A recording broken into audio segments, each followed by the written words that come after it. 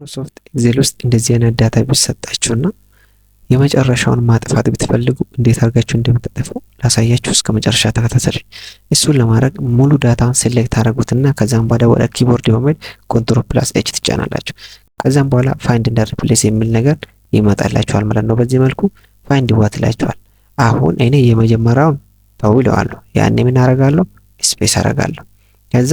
ከዛ ስፔስ በኋላ ደግሞ ያለው ማንኛውም ነገር ለማለት ስትፈልጉ ስታርት ትጫናላችሁ። ከዛም በኋላ በማን ሪፕሌስ አድርግልኝ ስፔስ ይሰጡታላችሁ። ከዛ እዚህ ጋር መጥቼ ሪፕሌስ ኦል ይላለሁ። ኦል ደን ዊሜን ሪፕሌስመንት ይላል። ከዛ የኛን ክሎዝ አደርጋለሁ። አያችሁ በቀላሉ መንገድ አጥፍቶልናል ማለት ነው።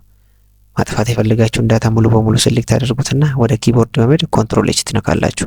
ከዛም በኋላ የመጀመሪያ ማቆየት ከፈለጋችሁ ስፔስ ታደርጉትና ከዛ ስታርት ትነካላችሁ።